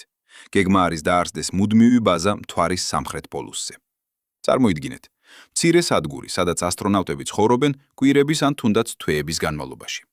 ისინი დაიწყებენ წყლის ყინულის მოპოვებას და მის გადამუშავებას პირდაპირ ადგილზე. წყლიდან მიიღებენ ჟანგბადს სასუნთქად და წყალბადს საწვავად. ეს იქნება პირველი მართლიანი მაგალითი იმისა, თუ როგორ შეუძლია ადამიანობას იცხოვროს სხვა სამყაროზე მხოლოდ ადგილობრივი რესურსების გამოყენებით. და თუ ჩვენ შევძლებთ ამას მთვარეზე, მაშინ შევძლებთ ამას მარსზეც და შემდეგ ევროპაზე, და შემდეგ კიდევ უფრო შორს. ჩინეთიც არჩება უკან. მათ აქვთ საკუთარი პროგრამა სახელწოდებით ჩანგე, რომელიც დასახელებულია მთვარის ქალღმერთის სახელით ჩინურ მითოლოგიაში. ჩანგე 4-მა და 5-მა უკვე წარმატებით დაეშვა მთვარეზე და გამოგზავნა ნიმუშები უკან. ჩანგე 6 და 7 გეგმავენ კვლევას სამხრეთ პოლუსზე. ჩანგე 8 უნდა იყოს პილოტირებადი მისია, რომელიც დააფუძნებს ჩინურ ბაზას მთვარეზე. და შემდეგ ჩინეთი გეგმავს საერთაშორისო თანამშრომლობას, მთვარის კვლევის სადგურს, რომელიც იქნება ღია ყველა ქვეყნისთვის, რომელიც დაინტერესებულია. ეს შეიძლება გახდეს ახალი ეპოქა კოსმოსურ კვლევაში, სადაც არა კონკურენცია, არამედ თანამშრომლობა იქნება დომინანტური თემა. ევროპული კოსმოსური სააგენტო ESA ასევე აქტიურია. მათ აქვთ კონცეფცია მთვარის სოფლისთვის, მუდმივი ბაზა, რომელიც იქნება არა მხოლოდ მეცნიერების ცენტრი, არამედ ასევე ადამიანობის სარეზერვო კოპია.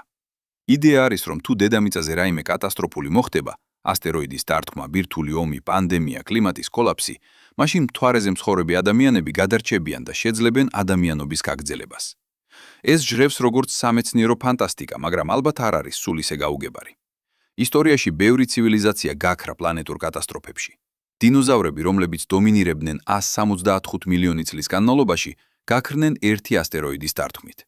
რატომ ფიქრობთ, რომ ჩვენ ვართ უკეთესები დაცულნი? მაგრამ უფრო იმედიანი პერსპექტივა არის, რომ მთვარე გახდება გზა შემდეგი ნაბიჯისკენ. მარსი. მთვარე არის მხოლოდ 3 დღის მოგზაურობა. მარსი არის 6-დან 9 თვის მოგზაურობა. დამოკიდებულია პლანეტების პოზიციებზე. თუ ჩვენ შევძლებთ ბაზის აშენებას პლანეტზე მთვარეზე, სადაც ადამიანები იცხოვრებენ თვეების განმავლობაში, მაშინ შევძლებთ სიმულაციას ვაკეთოთ მარსზე ცხოვრებისა. ჩვენ შევისწავლით, როგორ უნდა მოვიპოვოთ წყალი, როგორ უნდა მოუზარდოთ საკვები დახურულ გარემოში, როგორ უნდა დავიცვათ თავი რადიაციისგან, როგორ უნდა შევინარჩუნოთ ფიზიკური და ფსიქოლოგიური ჯანმრთელობა ხანგრძლივი იზოლაციის დროს. ყველა ეს გამოცდილება იქნება უმნიშვნელოვანესი, როდესაც საბოლოოდ გავფრინდებით მარსზე. და რა არის მარსის შემდეგ? შესაძლოა ევროპა, სადაც ჩვენ უნდა დავასვათ ყინული და ვიკვლიოთ ოკეანე ქვეშ. შესაძლოა ტიტანი, სატურნის უდიდესი მთვარე, რომელსაც აქვს მეთანის ტბები და მდინარეები. შესაძლოა ენცელადი, სადაც წყლის ფონტანები ამოიფრქვევა კოსმოსში და შეგვიძლია შევაგროვოთ ნიმუშები პირდაპირ ორბიტიდან. თითოეული ამ ადგილების შესწავლა მოგცემს ახალ ინფორმაციას იმის შესახებ, თუ როგორ მუშაობს მზის სისტემა და შესაძლოა სად არის სიცოცხლე. და ყველაფერი ეს დაილაფერიეს დაიწყება მთვარის სამხრეთ პოლუსიდან, იქ სადაც არის უცხო წყალი. მაშ, რას ფიქრობთ თქვენ? ღირს თუ არა ეს ყველაფერი? ღირს თუ არა მილიარდობით დოლარის დახარჯვა, რომ გავიგოთ საიდან მოვიდა მთვარის წყალი? პირადად მე მჯერა, რომ დიახ, რადგან ეს არ არის მხოლოდ მთვარის ან წყლის შესახებ. ეს არის იმის შესახებ, ვინ ვართ ჩვენ და რას ვაკეთებთ აქ. ეს არის იმის შესახებ, გვაქვს თუ არა მომავალი, როგორც სახეობას. დედამიწა არ იქნება სამუდამო ცხოვრების უნარიანი. რამდენიმე მილიარდი წლის შემდეგ მზე გადაიქცევა წითელ გიგანტად და გაანადგურებს შიდა პლანეტებს. მაგრამ უფრო რეალურად, ჩვენ შეგვიძლია განადგურება ბევრად ადრე საკუთარი ხელით. ბირთვული ომი, ეკოლოგიური კოლაფსი, გენდერული манипуляციის შეცდომა. თუ ჩვენ ვაპირებთ გადარჩენას როგორც სახეობა, ჩვენ უნდა გავხდეთ მრავალპლანეტური და პირველი ნაბიჯი ამისკენ არის მთვარე. მაგრამ არის კიდევ უფრო ღრმა მიზეზი, რატომ ჩვენ უნდა განვაგრძოთ კოსმოსის კვლევა. ეს არის ადამიანური ბუნების ნაწილი, მოხეტიალობა, ძიება, აღმოჩენა. ჩვენი წინაპრები გამოვიდნენ აფრიკიდან 50,000 წლის წინ და გავრცელდნენ მთელ დედამიწაზე. ისინი მოძრაობდნენ მთების გავლით, უდაბნოების გავლით, ოკეანეების გავლით. არავინ აიდულებდა მათ, არავინ არ უყურებდა გეგმას. ისინი მოძრაობდნენ იმიტომ, რომ ეს არის ჩვენში ჩაშენებული. სურვილი ვიცოდეთ, რა არის მორიგ მთას მიღმა. და ახლა, როდესაც ჩვენ უკვე ავახციეთ დედამიწის ყველა კუთხეში, მორიგი მთა არის კოსმოსში.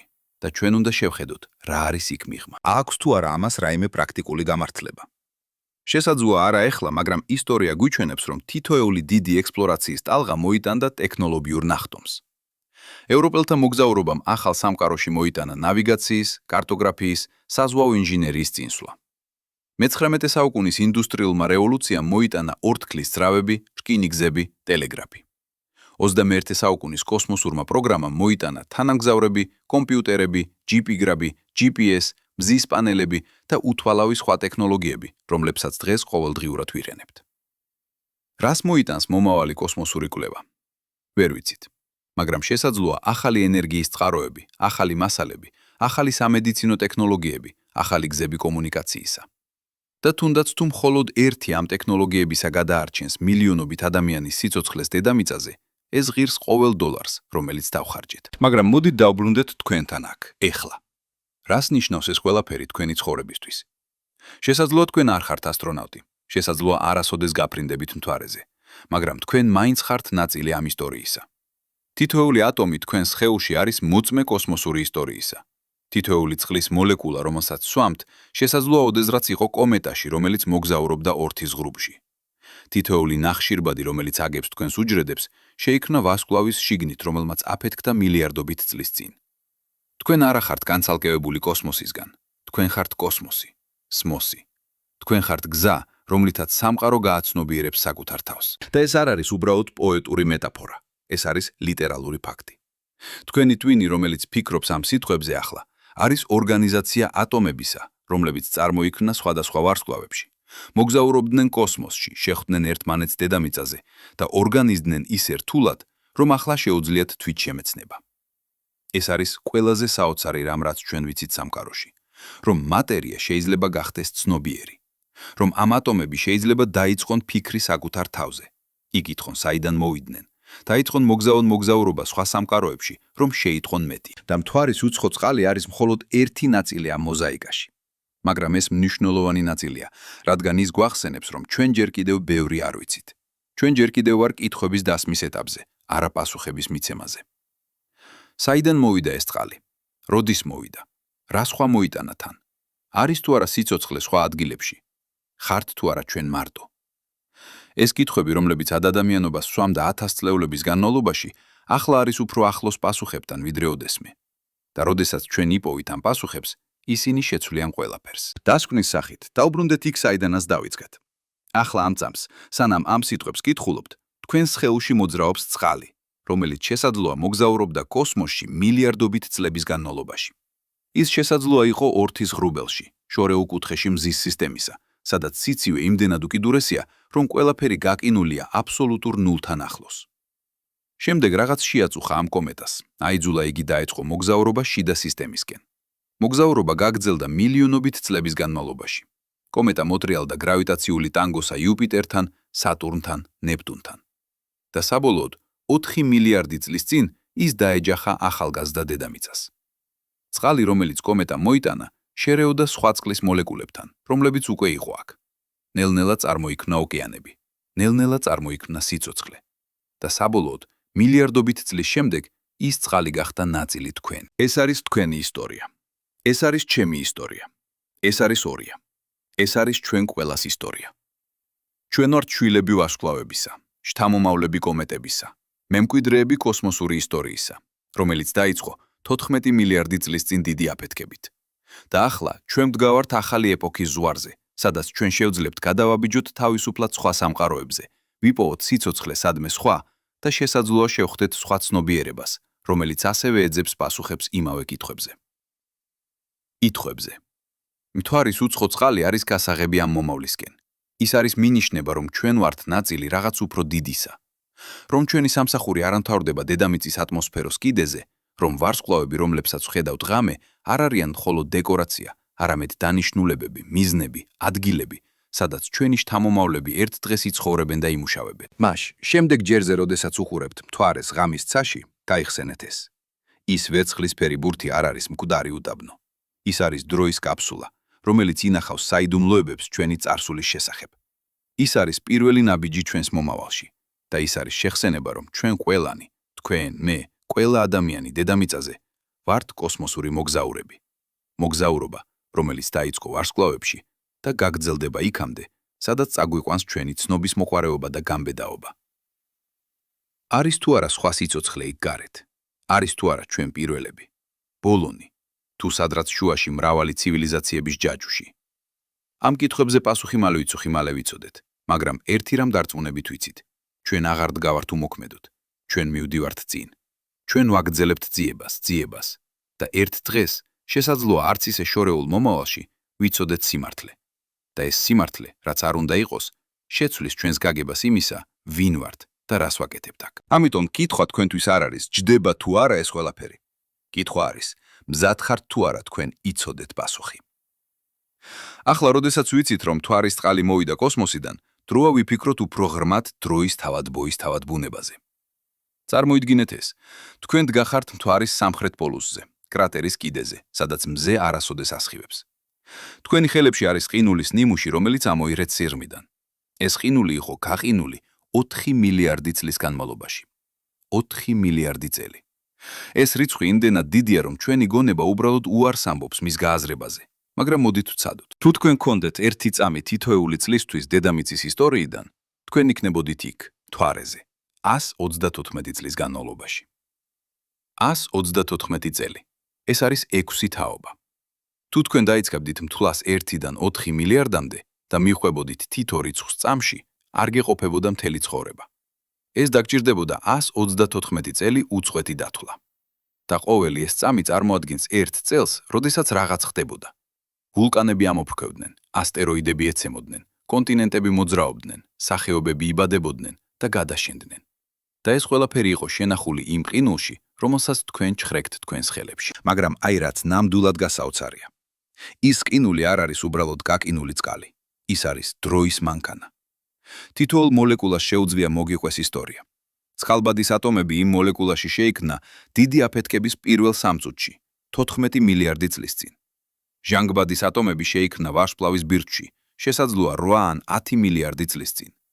შემდეგ ის ვარსკვლავი აფეთქდა როგორც სუპერნოვა და ის ატომები გაიფანტა კოსმოსში. ისინი მოგზაურობდნენ ინტერსტელარულ სივრცეში მილიონობით წლების განმავლობაში, სანამ მოხვდნენ ღრუბელში, რომელიც იქცეოდა ჩვენს მზის სისტემად. იქ ისინი გაყინულ იქნენ კომეტის ბირთვში და შემდეგ 4 მილიარდი წლის წინ ეს კომეტა დაეჯახა მთვარეს. და მას შემდეგ ის მოლეკულები იქ იყვნენ, უცვლელად, დაცულად, ელოდნენ რომ ადამიანები მოვიდოდნენ და აღმოაჩენდნენ მათ. ფიქრობთ თუ არა, რა სხვა ინფორმაცია დამალული იმ ყინულში? ბუშტები ძველი ატმოსფეროსი, რომლებიც შეიძლება გვეუბნებოდნენ, როგორი იყო ჰაერი დედამიწაზე მილიარდობით წლის წინ. მიკრომეტეორიტები, რომლებიც შეიძლება შეიცავდნენ ამინომჟავებს, ან თუნდაც უფრო რთულ ორგანულ მოლეკულებს. რადიაქტიული იზოტოპები, რომლებიც დაგვეხმარებოდნენ გვეზომა ზუსტად, როდის მოხდა თითოეული დარტყმა. ეს ყინული არის როგორც წიგნი, სადაც თითოეული ფენა არის გვერდი და ჩვენ ახლა ვსწავლობთ, როგორ ვიკითხოთ ეს ენა. 2021 წელს მკვლევარებმა კალიფორნიის ტექნოლოგიური ინსტიტუტიდან განავითარეს ახალი მეთოდი ყინულის დათარიღებისთვის. ისინი იყენებდნენ ცირკონის მიკროკრისტალებს, რომლებიც აღმოჩნდა ზოგიერთ ლუნარულ ნიმუშში. ცირკონი არის მინერალი, რომელიც შეიცავს ურანს. ურანი დროთა განმავლობაში იშლება წყალბადად განსაზღვრული სიჩქარით. ამ დაშლის პროდუქტების გაზომვით შეგიძლიათ გაარკვიოთ, რამდენი ხნის წინ ჩამოყალიბდა ეს კრისტალი და რამდენი გამოვიდა. ზოგიერთი ცირკონი იყო 4 მილიარდი 400 მილიონი წლის. ეს ნიშნავს, რომ მთვარეზე დარტყმები ხდებოდა თითქმის მთვარის წარმოქმნის დღესვე და ეს დარტყმები მოქონდათ წყალს. მაგრამ აქ არის რაღაც კიდევ უფრო საინტერესო. თუ ჩვენ შევისწავლით სხვადასხვა სიღრმიდან აღებულ ყინულს, შეგვიძლია ვაშენოთ დროის ხაზი. რა დარტყმები მოხდა როდის, რა ტიპის კომეტები მოდიოდნენ, როგორ იცვლებოდა ინტენსივობა მათი დროთა განმავლობაში. ეს არის როგორც მთვარის დენდროქრონოლოგია, მეცნიერება, რომელიც ისწავლის ხეების რგოლებს, რომ გაარკვიოს კლიმატის ისტორია. ხოლო აქ ჩვენ ვსწავლობთ კოსმოსურ რგოლებს და ისინი გვიყვებიან არა კლიმატის, არამედ ასტეროიდული დაბომბვის ისტორიას. და აი რაც შემაშფოთებელია. თუ ჩვენ ვიცით, როდის და რა ინტენსივობით ებრძოდნენ კომეტები მთვარეს, ჩვენ შეგვიძლია ვიანგარიშოთ, რა უნდა ხდებოდა დედამიწაზე იმავე დროს. რადგან დედამიწა არის ბევრად უფრო დიდი სამიზნე და აქვს ძლიერი გრავიტაცია, ის უნდა მირებულიყო ბევრად უფრო მეტი დარტყმა ვიდრე მთვარემ. თუ მთვარემ მიიღო 100 დარტყმა, დედამიწამ შესაძლოა მიიღო 1000. და თუ თითოეულმა ამ დარტყმებმა მოიტანა წყალი და ორგანული მოლეკულები, მაშინ დედამიწა ყოველდღე იღებდა სიცოცხლის ახალ ინგრედიენტებს. ეს იყო როგორც უწყვეტი მიწოდება კოსმოსიდან, ქიმიური კომპონენტების დამატება იმ სუფში, რომელშიც საბოლოოდ წარმოიშვა სიცოცხლე. ეხლა დავფიქრდეთ ამაზე უფრო ფილოსოფიურად. თუ დრო არის განზომილება როგორც სივრცე, მაშინ ის ყინული მთვარეზე არ არის უბრალოდ ძველი, ის არის დროის სხვა პუნქტში. როდესაც ჩვენ მოვიყვანთ მას უკან დედამიწაზე და გავაანალიზებთ, ჩვენ არაუბრალოდ ვსწავლობთ წარსულს, ჩვენ ვაერთიანებთ ორ სხვადასხვა დროს. ჩვენ ვაკავშირებთ 4 მილიარდი წლის წინ დღევანდელ დღესთან. და ამით ჩვენ ხვდებით, რომ დრო არ არის ხაზი, რომელიც გადის წარსულიდან აწმყოში მომავალში. ის არის ქსელი, სადაც ყველა მომენტი დაკავშირებულია ყველა სხვა მომენტთან. ეს შეიძლება ჟღერდეს როგორც აბსტრაქტული ფილოსოფია, მაგრამ ის აქვს რეალურ გამოყენებას. თუ ჩვენ გვინდა გავიგოთ, როგორ წარმოიშვა სიცოცხლე დედამიწაზე, ჩვენ უნდა გავიგოთ, რა პირობები იყო აქ 4 მილიარდი წლის წინ. და ერთადერთი გზა ამის გასაგებად არის მივიღოთ პირდაპირი ნიმუშები იმ დროიდან. მაგრამ დედამიწაზე ყველა ქანი იმ ხანიდან უკვე განადგურდა. ტექტონიკური პლატები გაანადგურეს იმ ეპოქის ქანებს. დნობა და ხელახალი კრისტალიზაცია წაშალა მათ ქიმიურ ხელმოწერებს. მაგრამ მთვარეზე არ არის ტექტონიკა. მთვარეზე წარსული შენახულია უცვლელად. და ეს ნიშნავს, რომ მთვარე არის ჩვენი უკუდროში მოგზაურობის მანქანა. რა შეიძლება ვისწავლოთ ამ მოგზაურობიდან? ვისწავლოთ, როდის გაჩნდა პირველი ოკეანები დედამიწაზე. ვისწავლოთ, რა ტიპის ქიმია იყო შესაძლებელი იმ ოკეანებში. ვისწავლოთ, რა ენერგიის წყაროები იყო ხელმისაწვდომი პირველი სიცოცხლისთვის. ვისწავლოთ, არის თუ არა ის, რაც მოხდა დედამიწაზე, გამონაკლისი თუ გამოქვაბულობა. რაღაც რაც ხდება ყველგან, სადაც პირობებია შესაბამისი. და თუ ჩვენ ვისწავლით, რომ სიცოცხლე არის არა გამონაკლისი, არამედ გამოქვაბულობა, ეს მთლიანად შეცვლის ჩვენს პერსპექტივას კოსმოსზე. სამყარო აღარ იქნება ცარიელი უდაბნო რამდენიმე იშვიათი ოაზისით. ის იქნება სიცოცხლით სავსე ბაღი, სადაც ყოველ მიკროსკოპულ კუნძულზე, ყოველ მთვარეზე, ყოველ პლანეტაზე არის შანსი რამდენიმე ფორმის სიცოცხლისა. შესაძლოა არა ჩვენი ტიპისა, შესაძლოა არ რთული, მაგრამ სიცოცხლე მაინც. გაქვთ თუ არა რაიმე მტკიცებულება ამისა? აი რაც საინტერესოა. 2023 წელს James Webb Space ტელესკოპმა გამოსცა პირველი სპექტრები ეგზოპლანეტების ატმოსფეროებისა, პლანეტები, რომლებიც ტრიალებენ სხვა ვარსკვლავებს გარშემო. ერთ-ერთმა ამ პლანეტამ K2018b სახელად გამოავლინა ნიშნები დიმეთილსულფიდისა მის ატმოსფეროში.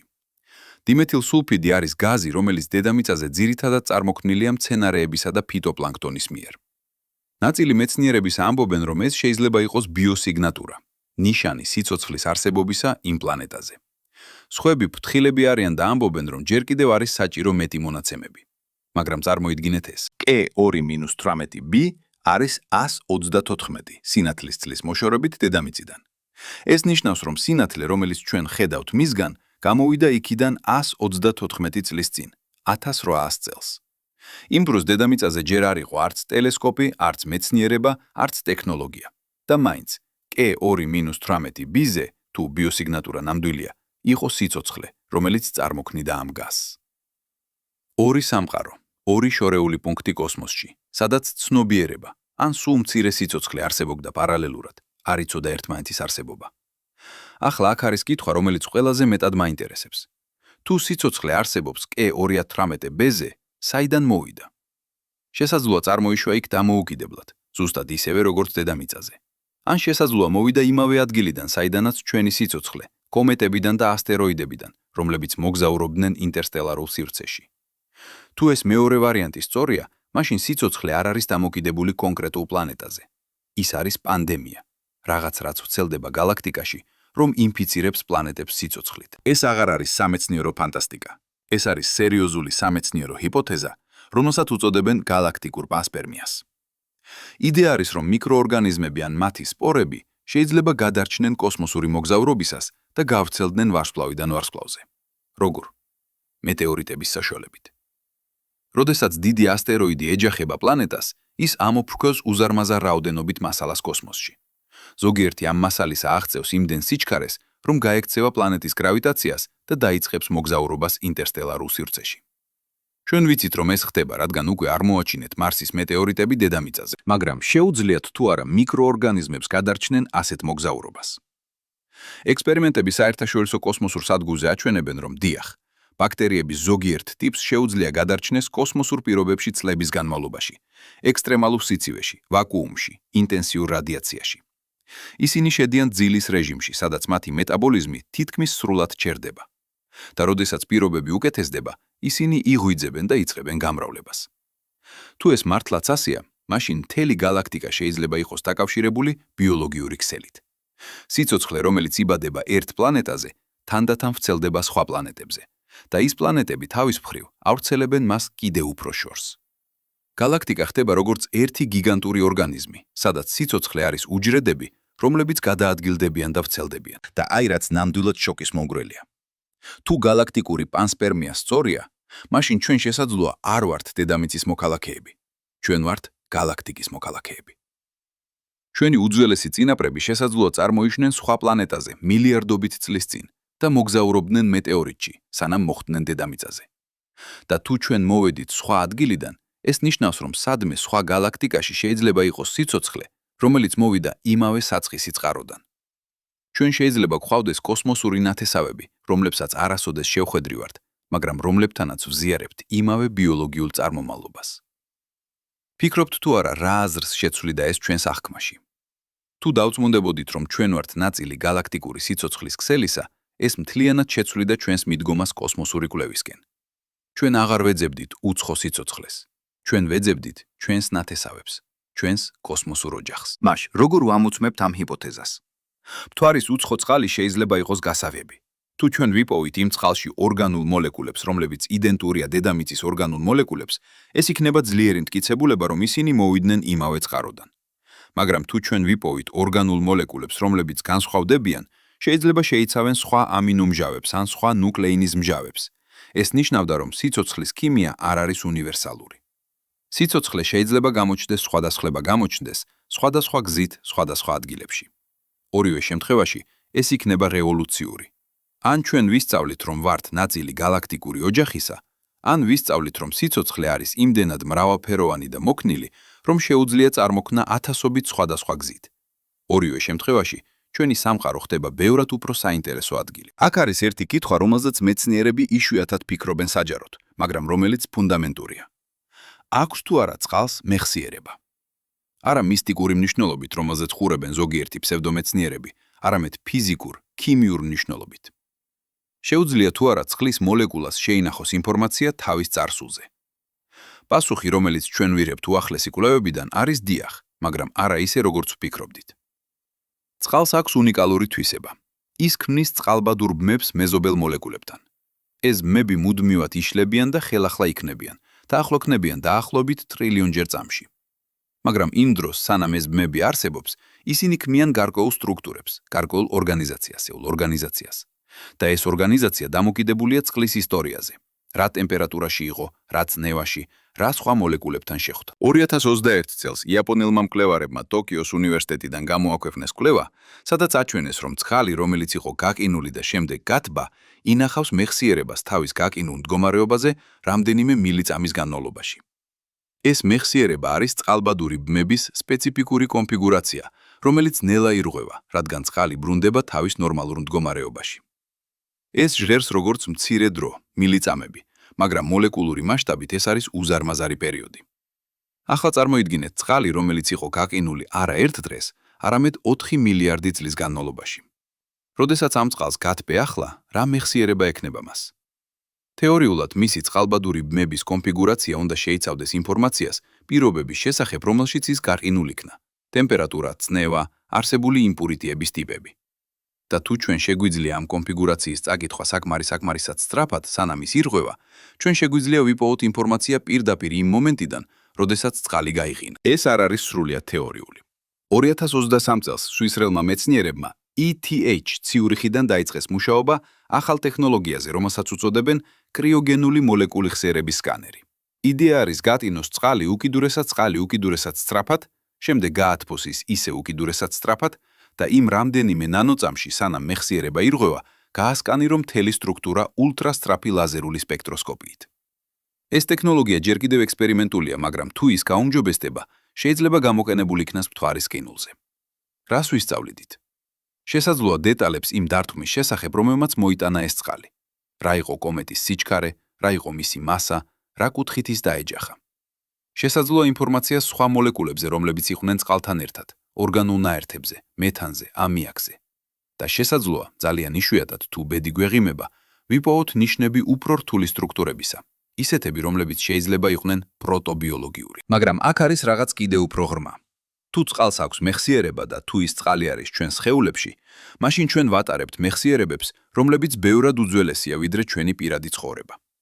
თითოეული წყლის მოლეკულა, რომელიც მიედინება თქვენ სისხლში ახლა, შეიძლება ოდესღაც იყო ოკეანში, მდინარეში, ღრუბელში, მცენარეში, ცხოველში, სხვა ადამიანში. და თითოეულ ამ ადგილას ის ატარებდა გარკვეულ ინფორმაციას, გარკვეულ მეხსიერებას თავის წარსულზე. ფიზიკის თვალსაზრისით ეს მეხსიერება გრძელდება მხოლოდ მილიწამებს, ამიტომ ის არ არის პერმანენტული. მაგრამ მაინც თქვენ სხეულში არსებობს წყლის მოლეკულები, რომლებიც იყვნენ კლეოპატრას სისხლში, ან დინოზავრის სხეულში, ან პირველ ბაქტერიაში, რომელიც ოდესმე ცხოვრობდა დედამიწაზე. და თუნდაც ფიზიკური მეხსიერება დაიკარგა დიდი ხნის წინ, საკმაოდ პოეტურია ფიქრი იმაზე, რომ ატომები, რომლებიც ქმნიან თქვენს არსებობას ახლა, მონაწილეობდნენ ყველა ამ ისტორიაში. და აი რაც მნიშვნელოვანია, კოსმოსური პერსპექტივით. თუ წყალს აქვს მეხსიერება, თუნდაც ძალიან მოკლევადიანი, მაშინ ის წყალი, რომელიც ჩვენ ვიპოვით მთვარეზე, შეიძლება გვითხრას არა მხოლოდ საიდან მოვიდა, არამედ რას გაიარა გზაზე. ის შეიძლება შეიცავდეს კოდირებულ ინფორმაციას თავის მოგზაურობაზე, თუ ის გაიარა რადიაციული ზონების გავლით, თუ ის შეხვდა სხვა ქიმიურ რეაქციებს, თუ ის იყო რაიმე ცოცხალის ნაწილი კომეტაზე ან ასტეროიდზე. ბოლო ეს სცენარი შეიძლება ჟღერდეს ფანტასტიურად, მაგრამ არ არის სრულად გამორიცხული. უკვე ვიცით, რომ კომეტებსა და ასტეროიდებში არის რთული ორგანული მოლეკულები. შესაძლოა მათში იყო მიკროორგანიზმებიც.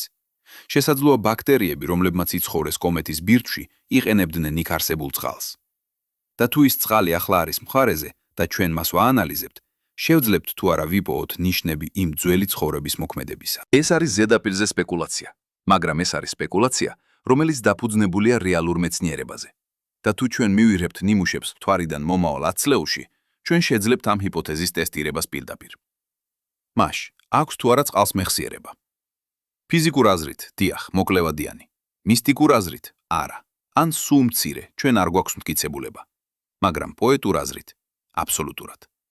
წყალი არის ჩვენი კავშირი წარსულთან, დამაკავშირებელი ძაფი, რომელიც აკავშირებს ყველა სიცოცხლეს დედამიწაზე და შესაძლოა მიღმაც.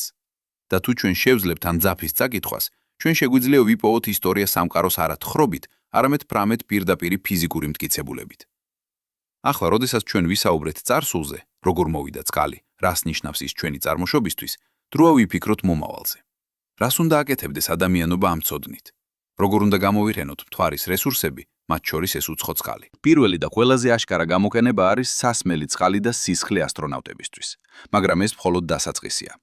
წყალი შეიძლება დაიშალოს მისი კომპონენტებად, წყალბადად და ჟანგბადად, ელექტროლიზის პროცესით. ჟანგბადი საჭიროა სასუნთქად. წყალბადი შეიძლება გამოყენებულ იქნას როგორც საწვავი რაკეტებისთვის. 1 კილოგრამი წყალბადი და ჟანგბადი, როდესაც დაიწვევიან ერთად, აძლევენ საკმარის ენერგიას მცირე კოსმოსური ხომალდის გასაშვებად. და აქ იწყება ნამდვილად საინტერესო ნაწილი. თუ მთვარეზე შეგვიძლია მოვაპოვოთ წყალი და გადავაქციოთ ის საწვავად, მაშინ მთვარე ხდება საწვავის სადგური კოსმოსური მოგზაურობებისთვის. წარმოიდგინეთ, რაკეტა გაფრინდება დედამიწიდან მინიმალური საწვავით, მხოლოდ საკმარისი რომ მიაღწიოს მთვარეს. იქ ის გავსდება საწვავით, რომელიც მოპოვეწვავით, რომელიც მოპოვებული იქნა ადგილობრივი წყლისგან. და შემდეგ გააგრძელებს მოგზაურობას მარსზე, ევროპაზე, ან კიდევ უფრო შორს. ეს კარდინალულად შეამცირებს კოსმოსური მოგზაურობის ღირებულებას და გახდის ხელმისაწვდომს ადგილებს, რომლებიც ახლა ძალიან შორს ჩანს. 2022 წელს NASA-მ გამოაქვეყნა კონცეპტუალური დიზაინი მთვარის საწვავის დებოსთვის, რომელსაც უწოდებენ Lunar Gateway.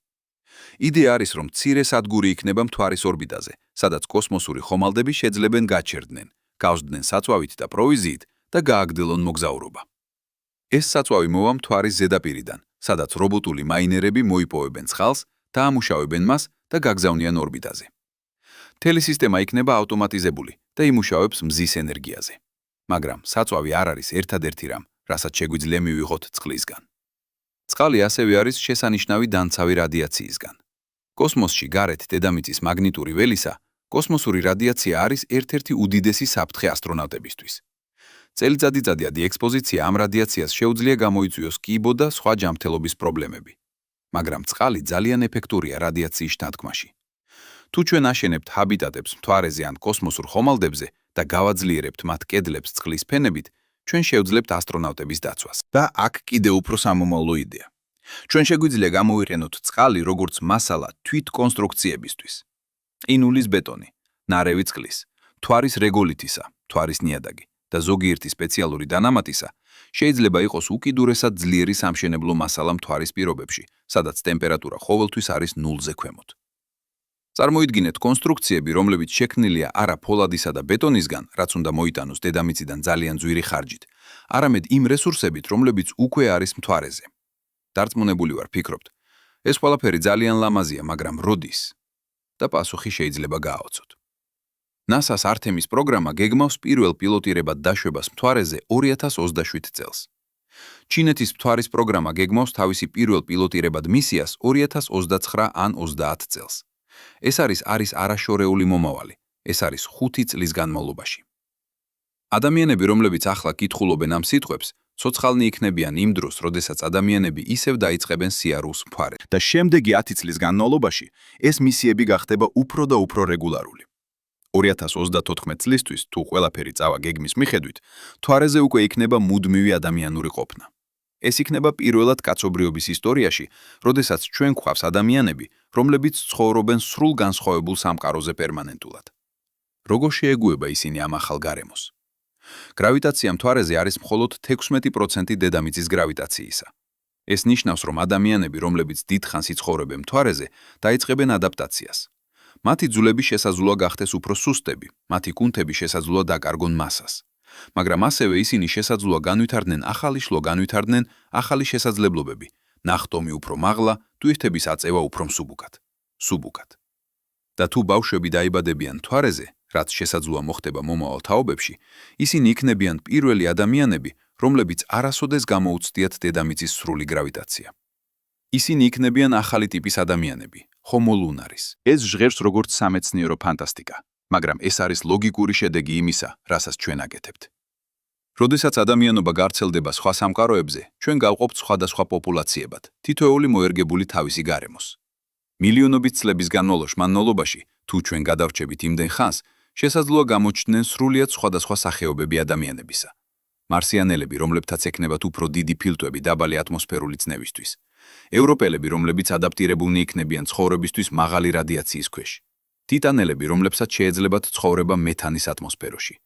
ეს არის ადამიანური ევოლუციის შემდეგი ეტაპი. და ეს ყველაფერი დაიწყება მთვარეზე, იმ პატარა კრატერებში სამხრეთ პოლუსზე, სადაც არის უცხო წყალი. მაშ, მზად ხართ თუ არა თქვენ ამისთვის? მზად ხართ თუ არა იცხოვროთ სამყაროში, სადაც ადამიანობა აღარ არის მხოლოდ დედამიწული სახეობა, არამედ მრავალპლანეტური ცივილიზაცია.